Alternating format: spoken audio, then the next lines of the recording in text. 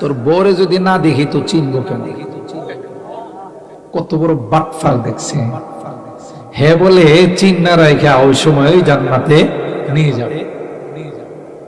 হায় হায়, মুরিদের স্ত্রীকে দেখা যায় আছে না না যায়?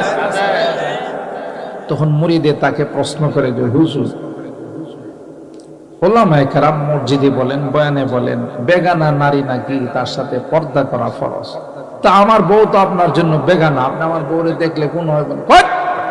এটা তো শরীয়তের কথা, আমি মারিফতের কথা বলছি। পর্দা করা বলে শরীয়তের কথা, হ্যাঁ কোন কথা কয়? মৌলবীরা তো শরীয়ত জানে, আমি জানি মারিফত।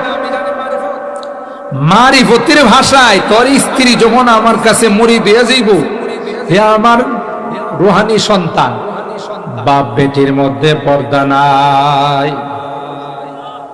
চিন্তা করছে কত বড় ধোঁকাবাজ। মুরিদ করলি কি বেটি হয়ে যায়?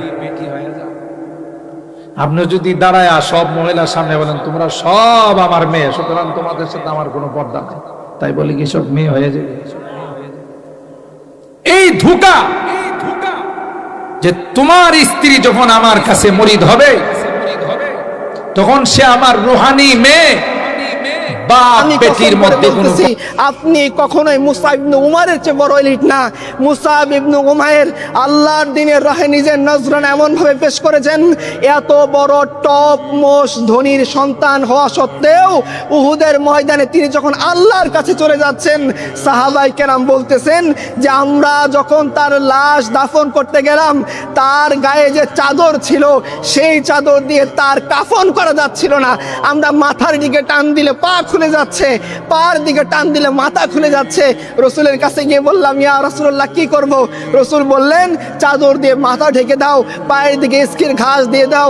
রসুল সাল্লাল্লাহু আলাইহি সাল্লাম যখন দেখলেন তার চাচা হামজা ইবনে আব্দুল মুত্তালিব রাদিয়াল্লাহু আনহু তার শরীর কাটা হয়েছে, তার নাক কাটা হয়েছে, তার কান কাটা হয়েছে, তার কলিজা বের করে কুফাররা চিবিয়ে ঝাল মিটাইছে, রসুল এই দৃশ্য আর সহ্য করতে পারেন নাই।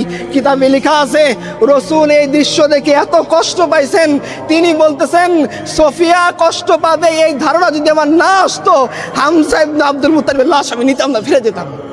যাতে কুকুর শ্রীগাল হামজা ইবনে আব্দুল মুত্তালিবের লাশ খেয়ে ফেলে, কিয়ামতের দিন আমি আল্লাহর কাছ থেকে হামজা ইবনে আব্দুল মুত্তালিবের লাশ বুঝে নিতাম। আপনারা